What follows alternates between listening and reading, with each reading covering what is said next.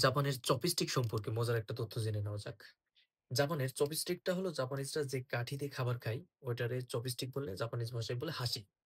তো ওইটা যদি আপনি ভাতের ভিতরে পুঁতে রাখেন, সেক্ষেত্রে জাপানিজরা ধরে নিবে ওই খাবারটা আপনি কোনো মৃত আত্মার শুভকামনার জন্য রেখে দিয়েছেন।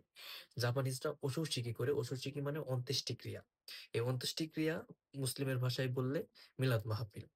তো এদের রীতি অনুযায়ী ভাতের ভিতরে ২ টা কাঠি পুঁতে ওই মৃত আত্মার শুভকামনা জানায় কিংবা ওই খাবারটা বৌদ্ধের জন্য রেখে দেয়। তো আপনি যদি জাপানিজদের সামনে কিংবা জাপানে এই কাজটা করেন, সেক্ষেত্রে জাপানিজরা চিন্তা করবে যে আপনি ওই খাবারটা কোনো, কোনো মৃত আত্মা কিংবা বুদ্ধের জন্য রেখে দিয়েছেন। সেক্ষেত্রে এটা করা যাবে না জাপানে। আবার যদি আপনি ক্রস আকারে হাসিটা রেখে দেন, সেটাও আবার এ শেষকৃত্যের রীতি হিসাবে ধরে নেওয়া হয়। মানে অন্ত্যেষ্টিক্রিয়ার কোনো কার্যকলাপই হবে এরকম ধরে নেওয়া হয়। এজন্য কোরাস করেও রাখা যাবে না। আপনি যদি হাসিটা ভেঙে ফেলেন খাবার সময়, তাইলে এটা অমঙ্গল হয়। জাপানিজরা এটা বিশ্বাস করে, এজন্য করা যাবে না। ফেলে দিলে ফেলে দিলেও অমঙ্গল হয়। খাবারের সময় ফেলে দিলেও অমঙ্গল হয়। জাপানিজরা এটাই জানে। আমি এক জাপানিজের সাথে খাইতে গেছিলাম আর আমি ওটাই করছিলাম, হাসিটা যেন নিচে না পড়ে যায় এজন্য ভাতের ভিতরে পুঁতে রাখছিলাম। সে তখনই বলছে, "এটা কখনোই করা যাবে না। এটা আমাদের এই ব্যাপার, এজন্য এটা করবি না।"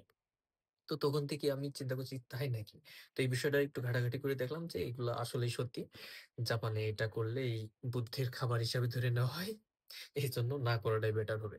যাই হোক, আশা করি যারা জানেন না তাদের জন্য হেল্পফুল হবে। আজ এখানে শেষ করছি। আল্লাহ হাফেজ।